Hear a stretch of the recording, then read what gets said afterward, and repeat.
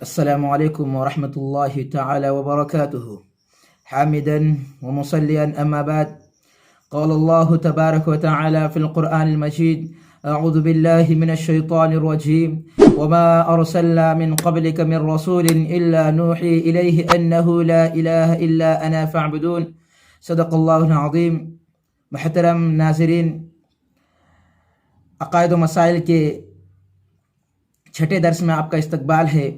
پانچویں درس میں آپ حضرات کے سامنے توحید کے متعلق کئی باتیں آ چکی تھی.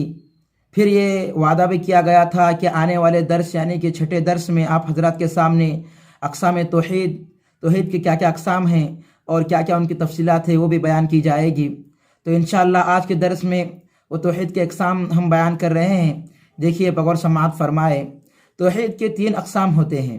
نمبر 1 توحید فی الالوہیت، نمبر 2 توحید فی الربوبیت، نمبر 3 توحید فی الصفات.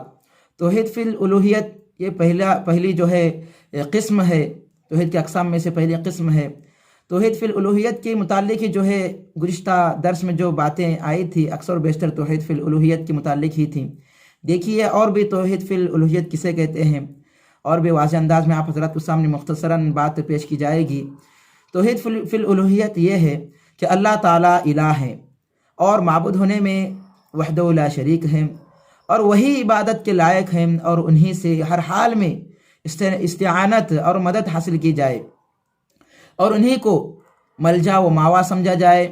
اور اسی توحید کی انبیاء علیہ الصلوۃ والسلام نے اپنی قوموں کو دعوت دی، جیسے ارشاد باری تعالیٰ ہے: وما ارسلنا من قبلک من رسول الا نوحی الیہ انہ لا الہ الا انا فاعبدون. یعنی کہ اس آیت کو میں نے خطبے میں بھی تلاوت کی ہے، جس کا ترجمہ یہ ہے کہ اور جو ہم نے آپ سے پہلے رسول بھیجے ان کی طرف یہی وحی کی کہ میرے سوا کوئی معبود نہیں، تم میری ہی عبادت کرو. یہ توحید کے پہلے قسم تھے کہ معبود صرف اللہ ہی ہے، وہی ایک تنہا ذات ہیں. اور جو ہے پھر 2 اقسام توحید فی الربوبیت کسے کہتے ہیں اور پھر توحید فی الصفات کسے کہتے ہیں. تو اس کے متعلق انشاءاللہ باتیں 7ویں 8ویں درس میں اس کی تفصیلات آئیں گی.